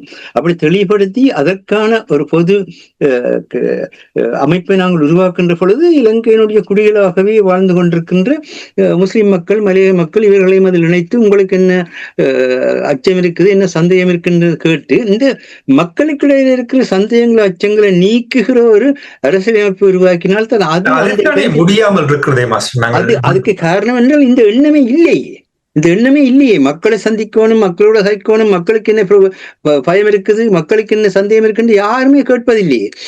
அமெரிக்காவுக்கு என்ன பிரச்சனை இருக்குது இலங்கையை பொறுத்த மட்டும், இந்தியாவுக்கு என்ன பிரச்சனை இருக்கு இலங்கையை பொறுத்த மட்டும், சீனாவுக்கு என்ன பிரச்சனை இருக்கு இலங்கையை பொறுத்த மட்டும், அதை கூட சரியான முறையில் போய் அணுகி சரியான துறைசார் நிபுணர்களோடு அணுகினால் அதை புரிஞ்சு கொள்ளலாம். அது கூட இவர்களுக்கு தெரிவதும் இல்லை. அமெரிக்காவுக்கு இலங்கையை பொறுத்த மட்டும் இருக்கிற பிரச்சனை என்று தெரியாது, இந்தியாவுக்கு இலங்கையை பொறுத்த மட்டும் இருக்கிற பிரச்சனை என்று தெரியாது. ஆக என்ன சொல்வார்கள், இப்ப கடந்த முறை கூட ஒருவர் எங்களுடைய இலக்கின் சிந்தனை இந்த உரையாடல் இந்த குறிப்பில போட்டிருந்தார், இந்தியாவை மீறி ஏதாவது செய்ய முடியுமா இல்லையான்றதை பற்றி பேசுங்கள். இந்தியா புவியியல் நிலையில் நாங்கள் இந்திய துணைக்கண்டத்தினுடைய நிலப்பரப்பில் இருக்கின்றோம் என்பது எல்லாருக்கும் தெரிந்தபடியா. நாங்கள் மட்டுமே இல்லை, இந்திய துணைக்கண்டத்தில் இருக்கிற எல்லா நாடுகளுமே இந்திய துணைக்கண்டத்தில் தான் இருக்கின்றன. பாகிஸ்தானாக இருந்தாலும் சரி, பங்களாதேஷாக இருந்தாலும் சரி, சாக் நாடுகளாக இருந்தாலும் சரி, எல்லாமே இந்திய துணைக்கண்டத்தில் தான் இருக்கின்றன. நாங்கள் அதனுடைய மிகப்பெரிய மக்கள் தொகையை கொண்டிருக்கின்ற இந்தியா ஒரு நாடாக பிரித்தானியாவால் கட்டமைக்கப்பட்ட பிறகு அது அப்படி இருக்கவில்லை. பல முடியாட்சிகளை கொண்ட தொகுதியாக இருந்தது. அதே அவர்கள் இலங்கையை செய்த மாதிரி தான் அதையும் ஒரு நாடாக கட்டமைத்ததன் பின்னர் அதனுடைய மேலாண்மை என்பது அந்த இந்திய துணைக்கண்டத்தில் இருக்கும் என்பதை நாங்கள் யாருமே மறுக்கவும் இல்லை, அதை எதிர்க்கவும் இல்லை. ஆனால் இந்தியாவுக்கு எங்களுடைய நிலைப்பாட்டை எங்களுடைய நிலையில் என்று கூறுங்கள், எங்களுடைய உறுதித்தன்மையுடன் என்று கூறுங்கள். உங்களுக்கு அந்த பகுதி பாதுகாக்கப்பட வேண்டும் என்றால் நாங்கள் சுதந்திரமாகவும் பாதுகாப்பாகவும் அந்த பகுதியில் இருந்தால்தான் உங்களுக்கு அந்த பகுதி பாதுகாக்கப்பட முடியும் என்கின்ற அந்த தன்மையை கூறாமல் அவர்களிடம் போய் கேட்பது, இலங்கை தமிழர்களுடைய பிரச்சனைக்கு நீ என்ன சொல்றாய் சொல்லு, இதுதானே அடிப்படையான பிரச்சனை மாஸ்டர். இப்ப அப்படி ஒருவர் 2 பேர் அல்லது ஒரு அமைப்பு அப்படி பேசுவதில் எந்த ஒரு பிரயோசனத்தையும் தரப்போவதில்லை. இது இங்கேதானே நம்ம திருப்பி கூறுவோம். அது நல்ல ஒரு கேள்வி. அதாவது அந்த பிராந்தியத்தில் இருக்கின்ற வல்லரசு என்று சொல்லுவார்கள். இந்தியாவை தமிழர்கள் புறக்கணித்து விட்டு ஒன்றும் செய்ய முடியாது என்றெல்லாம் கூறு. அது ஒரு இன்னொரு தடவையில் நாங்கள் நிச்சயமாக உரையாடத்தான் வேண்டும். ஆனால் இப்ப நீங்கள் கூறுகின்ற விடயங்களை பார்க்கும் பொழுது அதை ஒரு தனி மனிதர் 2 பேர் சேர்ந்து செய்வதை எவ்வாறு அதை ஏற்றுக்கொள்ள முடியும்?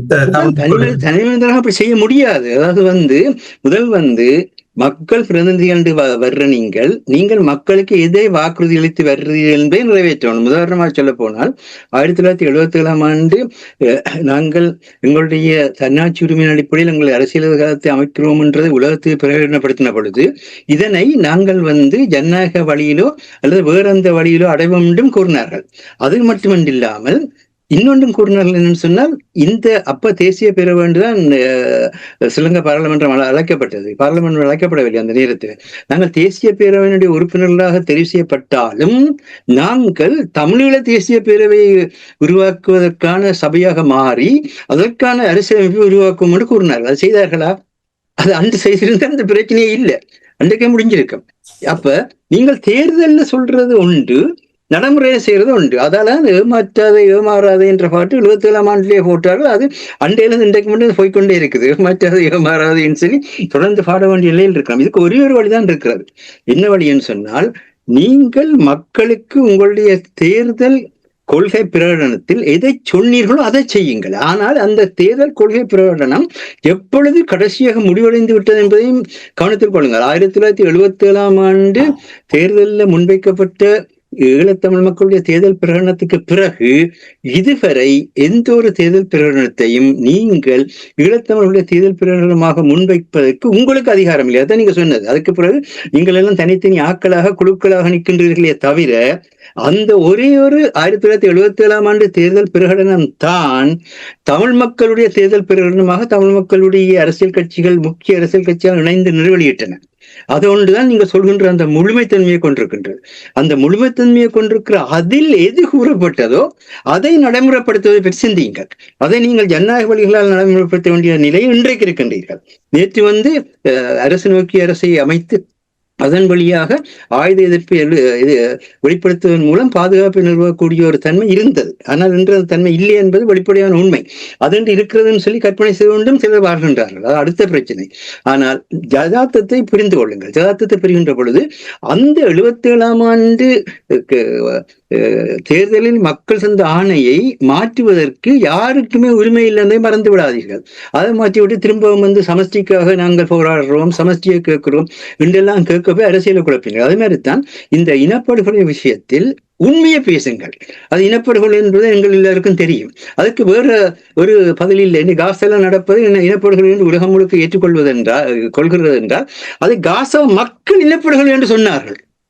காசா மக்கள் இன்றைக்கும் சொல்கின்றார்கள். இவ்வளவு துன்பத்துக்கு மத்தியில் அந்த 6000 சிறுவர்களை இன்றைக்கு செத்து கொண்டிருக்கிற உடலமைப்பில் வாழ வேண்டிய அளவுக்கு பட்டினி சாவுக்கு உள்ளாகிற நிலையிலும் எத்தனையோ பெண்கள் வாழ்க்கையை கொண்டு போக முடியாமல் இருக்கிற தவிக்கிற நிலையிலையும் இருக்கிறதுக்கு இடமின்றி சீலைகளை கட்டி போட்டு வாழ்கின்ற அந்த பரிதாபமான நிலையிலும் கூட அவர்கள் சொல்கின்றார்கள் இனப்படுகொலை என்று.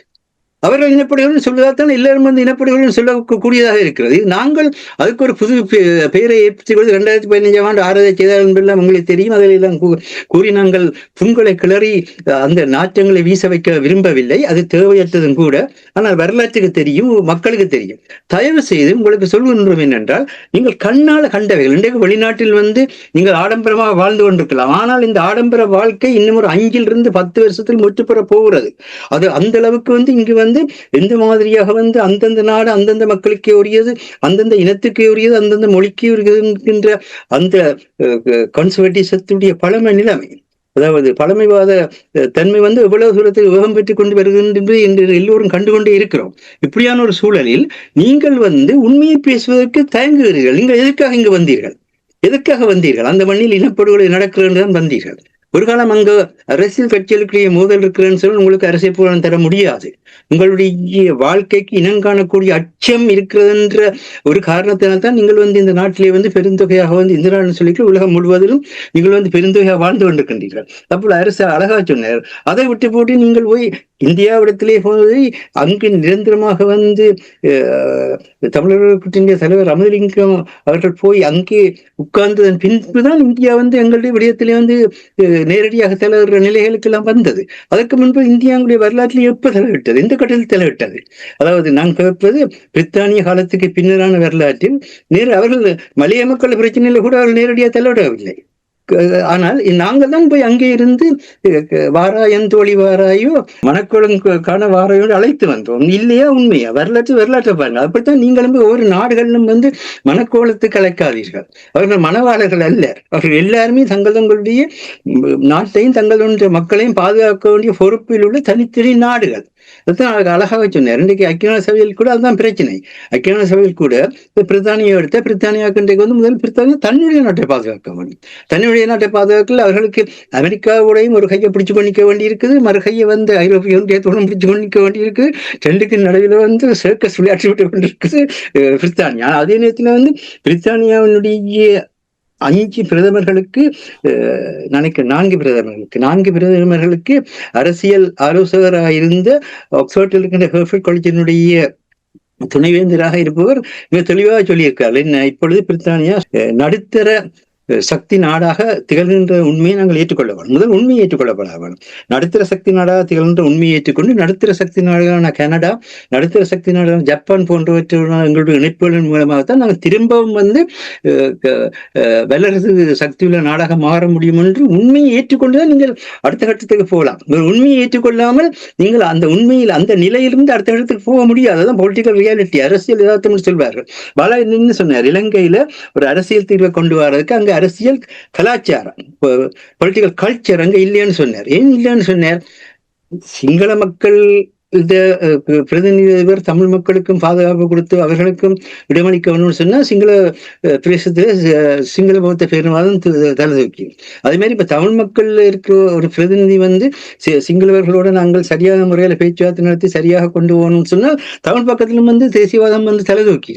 இப்படியான சூழல்ல அரசியல் தீர்வை கொண்டு வர முடியாது. அதுக்காக அவர் என்ன சொன்னார், 5 வருஷத்துக்கு இடைக்கால அரசாங்கத்தை தாருங்கள், அது நிர்வாக அரசாங்கம் இருக்கட்டும், எங்களோட பக்கத்துடைய நிர்வாகத்தை நாங்கள் நடத்துகிறோம், அந்த பொருளாதாரத்தை வளர்க்கிறோம், அந்த கல்வியை வளர்க்கிறோம், அந்த மருத்துவத்தை வளர்க்கிறோம், அந்த போக்குவரத்தை வளர்க்கிறோம், அது எல்லா மக்களுக்கும் பயனுடையதாக மாறட்டும். நாங்கள் அதுக்கு ஒருவருக்கு ஒருவர் மூலம் நாங்கள் கொடுக்கல் வாங்கல் மூலம் பொருளாதாரத்தின் மூலம் நாங்கள் திரும்பவும் உறவுகளை தொடங்குவோம். அப்படி தொடங்குகின்ற பொழுது இந்த அரசியல் சூழ்நிலை மாறுகின்ற பொழுது எப்படியாக வாழலாம் என்று பற்றி பேசுவோம். இப்படி சொன்னாரா சொல்லவில்லையா ஒரு பேச்சுவார்த்தையில? யாராவது எந்த இயக்கத்தை சேர்ந்துள்ளதை மறப்பார்களா? ஏன் அந்த தேசத்தின் குரல் என்று சொல்லப்பட்டது அப்படியான சொன்னார். அதைத்தான் இன்றைக்கு எல்லாரும் சொல்றோம். அதாவது எங்களுடைய மண்ணை வடக்கு கிழக்கு என்று சொல்லப்படுற பிரதேசம் யாழ்ப்பாண அரசிலும் வன்னி அரசிலும் இருந்து பிரித்தானியரால் கைப்பற்றப்பட்ட பிரதேசம். அது தமிழ் மக்களுடைய தாயகம் என்பது முழு உலகுக்கும் பிரித்தானியா கைப்பற்றிய போது தெரியும். அது வெளிப்படையான உண்மை. அதை அனுரகுமார திசாநாயக்காவும் ஹரிணி அபிஷேகர் அவர்களும் அவர்களை ஒரு விடுதலை நோக்குள்ள அரசியல் தலைவர்களாக கட்டமைப்பதாக இருந்து அதை ஏற்றுக்கொள்ள வேண்டும். ஏற்றுக்கொண்டு வடக்கு கிழக்கில் இருக்க மக்களுடைய நிர்வாகத்தை அவர்களிடத்தில் கொடுங்கள். அதுக்காக தான் இந்த உள்ளூராட்சி சபையை இந்த பொது வேட்பாளர்களை தான் கொண்டு வருகின்ற பொழுது அதற்கு ஏற்ற விதமாக அது கட்டியெழுப்புறதுக்கு முயற்சித்தோம். ஆனால் அந்த முயற்சியில் எல்லாவற்றையுமே சேர்த்தார்கள். இன்னொரு உண்மையும் சொல்கின்றோம், நாங்கள் வெளிநாடுகளில் இருந்து அழகாக பல விஷயங்கள் செய்து கொண்டு நிம்மதியாக கொக்கோ கோலாவும் கெண்டக்கியும் சாப்பிட்டு கொண்டு இருக்கலாம்.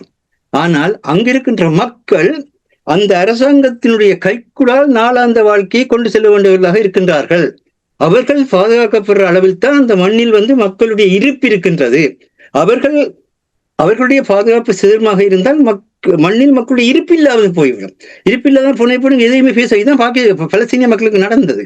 பலஸ்தீனிய மக்களுடைய பிரச்சனை என்னவென்றால், இஸ்ரேலியர்கள் அந்த நாட்டை விட்டே முற்றாக வெளியேறிய நிலையில் அவர்கள் அந்த நாட்டை பராமரிக்க நிலைக்கு வந்தார்கள். அதனால் அவர்கள் அதை தங்களுடைய கருதுகின்றார்கள். அதற்கு முதல் இஸ்ரேலுக்கும் அந்த நாட்டிலே உரிமை இருந்தது என்பது வெளிப்படையான உண்மை. ஆனால் அதை இஸ்ரேல் இப்பொழுது உலகத்தினுடைய சகல அட்டகாசங்களை செய்து நிலைநாட்டு நிலையில் நிற்கின்றார்கள். இதே நிலைதான் ஈழத்தமிழர்களுக்கும் பெறும். படிப்படியாக ஈழத்தமிழர்களுடைய சனத்தொகை குறைந்து கொண்டு போகின்ற பொழுது அதனுடைய விளைவு இதே மாதிரியான நிலைக்குத்தான் கொண்டு வந்து முடிக்கும். ஆனால் அப்படியானது எங்களுக்கு வரவில்லை. ஆனால் அப்படின்னால சொல்வது என்னவென்றால், நீங்கள் இந்த இன்னொரு விஷயம், அது இந்த இடத்துல கூட பிறகு சிவத்தம்பி கூட சுட்டி காட்டுவார். மார்க்சிசத்தை பற்றி கூட அவர் பேசுகின்ற பொழுது சொல்லுவார், மார்க்சிசம் ஜெர்மனியில் பிறந்த மார்க்ஸ் பிரான்சிய அனுபவத்தின் அடிப்படையில் கனடாவில் இருந்து எழுதப்பட்ட ஒரு அரசியல் சிந்தனை தொகுதி. அதை யாருமே மறக்கவில்லை. அது மிகச்சிறந்த தொகுதியும் கூட. அதே மார்க்ஸ் அதே சிந்தனை வந்து எங்களுடைய மண்ணுக்கு பொருந்த வந்து அவரே ஒரு அடிக்குறிப்பில் கூறியிருந்தார். அதாவது இந்தியா பொருளாதாரத்தை பற்றி நீங்கள் ஏன் எழுதவில்லை என்று கேட்டதுக்கு அவர் கூறியிருந்தார், இந்தியாவில் அன்பு நெறி என்று சொல்லப்படுகின்ற சைவம், இதை இந்த சைவ மக்கள் வழியாக புரிஞ்சு கொள்ளுங்கள். நீங்கள் இந்து மதம் என்று உங்களை சொல்லிக்கொண்டு புலம்பிக் கொண்டிருக்கிற நிலையில் கால்மார்க்ஸ் சொன்னதை புரிஞ்சு கொள்ளுங்கள். அன்பு நெறி என்று சொல்லப்படுகின்ற சைவம் அன்பிட்டமிர்தை பற்றி பேசுகின்றது, அந்த அன்பிட்டமிர்தை தான் பொதுவுடைமையும் பேசுகின்றது. ஆகவே அவர்கள் அதை சரியாக செய்தார்கள் இருந்தால் இது இப்போதைக்கு தேவையில்லை கருத்து தான் கூறினார். ஆனால் நாங்கள் தான் எங்களுடைய அன்பு நெறி என்றால் மற்றவருடைய அன்பு என்று சொன்னாலே முன்னால் இருக்கிறவருடைய துன்பத்தை, துயரத்தை, பிரிவை, கவலையை, வேதனையை மாற்றுவதற்கு நான் முயற்சிக்கிற ஒரு செயற்பாட்டுக்கு தான் பேர் அன்பு. அதை நாங்கள் செய்கின்றோம். அதுக்கு பதிலாக முன்னால் இருக்க எல்லாரையும் எந்த அளவுக்கு அடிச்சு பிச்சு எறிஞ்சு நீ அவன் நீ இவன் நான் அவன் என்று சொல்லிக் கொண்டிருக்கிறோமோ இல்லையா? இன்றைக்கு இந்த 2ஆம் தேதி காலையில என்ன நடக்கின்றது உங்களுக்கு தெரியும். நாங்கள் நேரடியாக சொல்லி யாருக்குமே மனவேதனை ஏற்படுத்த விரும்பவில்லை. ஆனா என்ன செய்கின்றோம்? குரங்கு எப்படியாக ஒரு பூமாலையை பிச்சு பிச்சு எறியுமோ அதே மாதிரி தேசிய தலைவராலையும் எங்களுடைய மாவீரர்களாலையும் கட்டமைக்கப்பட்டு அந்த ஈழத்து தமிழீழம் என்கின்ற அந்த மலர் மாலையை ஒவ்வொரு மலராக பிச்சிருக்கிற பணியைத்தான் எல்லாரும் ஈடுபட்டிருக்கின்றோம் என்பதுதான் வெளிப்படையான உண்மை. உண்மைதான் மாஸ்டர். சின்ன பின்னமாக்கி கொண்டிருக்கிறார்கள், நேரடியாகவே அதை கூறியிருக்கிறீர்கள். நன்றி அதற்காக மாஸ்டர். மாஸ்டர்களே, மாஸ்டர் கூறியபடி அதாவது உண்மையை ஏற்றுக்கொண்டால் தான் நாங்கள் அடுத்த கட்டத்துக்கு நகரலாம். யதார்த்தத்தை முன்வச்சி உண்மையை நடைமுறை யதார்த்தத்தை ஏற்றுக்கொண்டே ஆக வேணும். எப்பொழுதுமே நான் கூறுவது நாங்கள் தூய்மையாக இருக்க வேண்டும். அதாவது இந்த போராட்டத்தில் 1,40,000 மேற்பட்ட மக்களை சில நாட்களுக்கு பலி கொடுத்த அந்த இன அழிப்பை யாராலும் அதை மாற்ற முடியாது. 56,000 பேர் காசாவில் இறந்தவர்களை இன அழிப்பு என்று அவர்கள் கூறும் பொழுது அது சாட்சியங்கள், அங்கே காட்சிகள் எல்லாத்திலும் ஊடாக அதை தெளிவாக கூறிக்கொண்டிருக்கிறார்கள். மேற்பட்ட காணாமல் ஆக்கப்பட்டவர்களுடைய தாய் தந்தையர்கள் இன்றைக்கும் பலியாக இருக்கின்றார்கள். அது இனப்படுகள் தானே. நீங்கள் அதுக்கான நீதியை வழங்காதான் அந்த இனப்படுகள் நடந்து கொண்டிருக்குது. இப்படியான சூழலில் அரசர்களை நாங்கள் சில விடயங்களை வெளிப்படையாக நேரடியாக பேசித்தான் ஆக வேண்டும். இப்பொழுது நாங்கள் ஆரம்பத்தில் பேசிய அந்த கடிதம், ஐநாவுக்கு எழுத இருக்கின்ற கடிதம் அல்ல, எழுதிய கடிதம், வலு குறைக்கப்பட்ட இந்த நிலைமைகள் எல்லாம் பார்க்கும் பொழுது தமிழ் மக்களை பொறுத்த மட்டும் உங்களுக்கு தெரியும், எந்த ஒரு காலம் இப்ப மாசம் கூறினார், இந்த குரங்கின் கையில் பூமாலை போல் அந்த தமிழ் தேசியத்தை எப்படி சிதற வைக்கிறார்கள் என்றதை இப்ப மாசம் கூறினார். ஆனால் ஒரு கட்டம் வந்துவிட்டது, நாங்கள் ஏற்றுக்கொள்ளத்தான் வேண்டும். விளக்கத்தை மக்களுக்கு சட்டத்திறனிகளாவது இந்த விளக்கத்தை கொண்டு வந்து இந்த நிலைப்பாட்டை கூறுவது எவ்வளவு முக்கியம். அதாவது இப்போ பூகோள அரசியலை நீங்கள் எடுங்கள், நீங்கள் தானே அதில் பெரிய பித்தகர். உங்களுக்கு தெரியும், சர்வதேச நாடுகள், அந்த நாடுகள் சர்வதேசத்தினுடைய சட்டங்களை மீறுகின்றது. எத்தனை நாடுகள் மீறி இருக்கிறது. ஆனால் இங்கே தமிழினம், இந்த இனம் 2009ஆம் ஆண்டு நடந்த இன அழிப்புக்கு பின்னர் இங்கிருந்து நகர்ந்து செல்ல முடியாமல் இருக்கின்றது. இந்த விளக்கத்தை, அதாவது சர்வதேசத்தோடு அல்லது ஏனைய நாடுகளோடு பயணிப்பதாக இருந்தால் சில விடயங்களை நான் ஏற்கனவே மாஸ்டரிடம் கேட்டது போல் விட்டு கொடுத்து அதிலிருந்து நகர்வது ஒரு வழியாக நீங்கள் பார்க்கிறீர்களா? இது தொடர்பான ஒரு விளக்கத்தை மக்களால் தெரிவு செய்யப்பட்டவர்கள் வெளிக்கொண்டு வந்து இனப்படுகொலை நடந்ததுதான், ஆனால் நாங்கள் இந்த காலகட்டத்தில் இவ்வாறான ஒரு நிலைக்கு வர வேண்டிய ஒரு சூழல் நிர்பந்திக்கப்பட்டிருக்கின்றோம். எனவே இதை நாங்கள் விளக்குவது இதுதான் சரியான போக்கு என்று நீங்கள் நம்புகிறீர்களா, அல்லது நாங்கள் விட்டுக் கொடுக்கவே முடியாது என்று நீங்கள் கூறுகிறீர்களா? இனப்படுகொலை இடம்பெற்றதை அது உண்மைதான், அதை யாரும் மறுக்க முடியாது, அதிலிருந்து விலகவும் முடியாது. ஆனால் அதை விட்டுக் கொடுப்பதை விட அதற்கு உரிய தடைக்கற்களை அகற்றுவதுதான் முக்கியமானது. அதை எந்த முறையில் அதனை மேல் கொண்டு வர வேண்டும். இப்ப பாலஸ்தீன மக்களை பாருங்கள், சிலர் கூறினார்கள் அன்றைக்கு பிபிசியில், தாங்கள் சாப்பிட்டு 2 நாட்கள் 3 நாட்கள் ஆகின்றது. மாஸ்டர் இப்ப கூறினார், இங்க இருப்பவர்கள் கெந்தூக்கி சிக்கனையும் சூடாவையும் குடிச்சு போட்டு போராட்டம் நடத்துவது இல்லை. போராட்டம் என்பது வலிகள் நிறைந்தது. தேசிய தலைவரை கூறுகின்றார், மரவள்ளி கிழங்கும் ஒரு பச்சை மிளகாயும் தான். எத்தனை பேர் நீங்கள் சாப்பிடுவீங்க? இங்க இருக்கிறீங்க, அம்மாவுக்கு ஜோம் இல்ல, அப்பாவுக்கு ஜோம் இல்ல, வீட்டை பார்க்கணும், காதலியை பார்க்கணும் என்று இயக்கத்துல இருந்து துண்டு கொடுத்துட்டு ஓடி அந்த நீங்கள் எத்தனை பேர் பார்ப்பீங்க?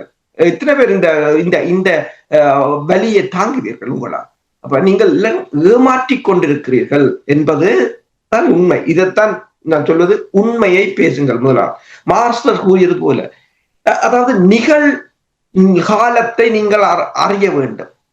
ஏனென்றால் டைனமிக் சேஞ்ச், இந்த பூகோள அரசியல் கடகடன்னு மாறும். ஏன் ட்ரம்பே இன்று என்ன சொல்வார், நாளைக்கு என்ன அது மாறிடும் கடாரு. அப்ப ஒரு ஸ்டாக் மார்க்கெட்டில் கூட யாரும் துணிஞ்சு காசு போட முடியாத ஒரு நிலை. ஏனென்றால் அவ்வளவு மாற்றம் நடந்து கொண்டு வருகிறது. இப்ப இந்திய பாகிஸ்தான் போர்ல அவங்க என்ன கூறுகிறார்கள் என்று சொன்னால், ஏன் பாகிஸ்தானால் அந்த விமானங்களை சுட்டு வீழ்த்த முடியுது என்று சொன்னால், சீனாவின் நிகழ்கால தரவுகளை ஒருங்கிணைத்திருந்தார்கள். இப்ப என்ன, இப்ப நேற்றையான் படம் எங்களுக்கு தேவையில்லை, இப்ப என்ன அந்த களமுனையில நிக்கிறது என்றத ஒருங்கிணைச்சாங்க. இந்தியா ஏன் தவறினது என்று சொன்னால், நிகழ்கால இந்தியாவோட வலிமையான ஆயுதங்கள் இருந்தாலும் ஒருங்கிணைக்கிறதுக்கு நிகழ்கால களநிலை, தற்போதைய களநிலை தகவல்களை ஒருங்கிணைக்கவில்லை. இப்போது அவர்கள் அமெரிக்காவுடன் ஒரு ஒப்பந்தத்தை செய்திருக்கிறார்கள், உடனடியான சேட்டலைட் தகவல்கள். அந்த போரில் அமெரிக்காவோ ரஷ்யாவோ நிகழ்கால செய்மதி படங்களை வழங்கவும் இல்லை இந்தியா என்ற ஒரு நிலைமை. இப்ப இது அரசியலுக்கும் பொருந்தும். நீங்கள் நிகழ்காலத்தில் அதனை நிகழ்காலத்திற்கு ஏற்றவாறு எங்கள் அரசியல் பூகோள அரசியலை நாங்கள் வடிவமைப்போமாக இருந்தால், நாங்கள் தனிநாட்டு கோரிக்கையிலும் இருந்து பின்வாங்க தேவையில்லை, இனப்படுகொலையிலும் இருந்து பின்வாங்க தேவையில்லை. உங்களால் அதை நகர்த்த முடியவில்லை என்றவுடன் காரணத்தை தேடுகிறோம்.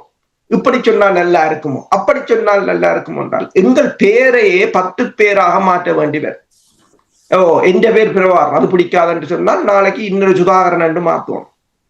அது பிடிக்கலை என்று முதல் என்ற பேரை நிலைநிறுத்துறதுக்கு நான் போராட வேண்டுமே தவிர என்ற பேரை நான் மாற்றிக் கொண்டிருக்க முடியாது. கடைசியில என்ற குடும்பக்காரருக்கே தெரியாது எனக்கு இப்ப நான் இந்த பேர்ல தெரிகிறேன் என்று. அப்படியான ஒரு நிலைமையாகத்தான் இருக்கும். கடைசியாக என்ன தேடி பிடிக்க நானே தேட வேண்டி இருக்கும், என்னே நானே தேட வேண்டி இருக்கும். இப்ப நான் என்ன பேர்ல இருக்கிறேன் நிலைமையாகத்தான் இருக்கும். இப்ப மாஸ்டர் கூறியது போல, அதாவது உங்கள் நல்ல ஒரு கருத்தை சொன்ன, உங்கள் நிலையில் இருந்து பேசுங்கள். அதாவது நீங்க உங்கள் நிலையில், இப்ப நாங்கள் தமிழகத்தின் அரசியலுக்குள்ளேயோ இந்தியாவின் அரசியலுக்குள்ளேயோ நாங்கள் போனோமாக இருந்தால் அந்த நாடு எங்களை ஒரு த்ரெட்டாக, அதாவது தங்களுக்கு ஒரு அச்சுறுத்தலாகத்தான் பார்க்கும். அங்கு இருக்க அரசியல் கட்சிகளுடனோ இதனுடனோ. அதனால்தான் விடுதலை புலிகள் கவனமாக இருந்தார்கள். ஆனால் அதே சமயம் நீங்கள் எல்லா நாடுகளுடனுமான ஒரு நல்லுறவுகளை, இப்ப சீனாவை பொறுத்தவரை நீங்கள் பாருங்கள், அந்த கொள்கை என்னவென்று சொன்ன எல்லா நாடுகளையும் அவன் உள்ளுக்குள், சீனா உள்ளுக்குள் கொண்டு வருவதற்கு காரணம் எந்த நாட்டின் உள்விவகாரம் தலையிடுவதில்லை, ஆனால் அபிவிருத்தி என்று சொல்வார். அது ஒரு பெட்டர் ஐடியா, அபிவிருத்தி உதவி என்று கூறுவார். அதாவது அமெரிக்கா குண்டுகளை போட்டு மிரட்டி இடித்துக் கொண்டிருக்க மறுபலமாக சீனா கட்டி கொண்டிருக்கிறான். அப்ப அவன் இதயங்களையும் மனங்களையும் வென்று கொண்டிருக்கிறான் ஒரு பக்கத்தால. அதைத்தான் இப்ப ரஷ்யா செய்கிறது. 25,000 தொன் கோதுமையை ஆப்பிரிக்காவுக்கு சும்மா கொடுக்குறான். ஏன், கடல்ல தானே கொட்டுறது. அமெரிக்கா என்ன செய்யறான்டா, அதிகமாக உற்பத்தி செய்தால் விலை குறைந்து விடும் என்று அதிகமாக உற்பத்தி செய்ததை கடலில் கொட்டுகிறான். ஆனால் ரஷ்யா என்ன செய்யறான், அதிகமாக உற்பத்தி செய்ததை ஆப்பிரிக்காவுக்கு சும்மா கொடுத்து விட்டால் அந்த மக்களின் இதயத்தையும் மனங்களையும் வெல்ல முடியும். நாங்கள் ஒரு நாட்டின் இதயத்தையும் மனங்களையும் வெல்ல வேண்டும் என்று சொன்னால் முதலில் நாங்கள் நியூட்ரலாக இருக்க பழக வேண்டும். உங்களுக்கு ஒரு உண்மையாக உதவிகளை செய்தார்கள், உங்களை இனப்படுகொலையில் இருந்து காப்பாற்றினார்கள் என்று கூறினால் நாங்கள் அந்த அவர்களுக்கான உதவிகளை வழங்கலாம். ஆனால் எங்களை பொறுத்தவரையில் எந்த நாடும் எந்த கட்சியும் இதுவரையில் எங்களுக்காக குரல் கொடுத்தது இல்லை, தமிழகத்திலும் சரி உலக பரப்பிலும் சரி. அப்ப இந்த நிலையில் நாங்கள் எங்களை பொறுத்தவரையில் நாங்கள் எங்கள் வெளிவிவகார கொள்கைகளையோ அரசியலையோ மறுபரிசீலனை செய்து அதற்கேற்றவாறு இந்த அதாவது தன் சுயநல நோக்கங்களுக்காக இயங்குகின்ற அமைப்புகளோ கட்சிகளின்றையோ பொய்யான புரட்டான தகவல்களை புறந்தள்ளி எழ வேண்டும். அதற்கு பிறகுதான் நாங்கள் இது தொடர்பாக நாங்கள் நகர முடியும்.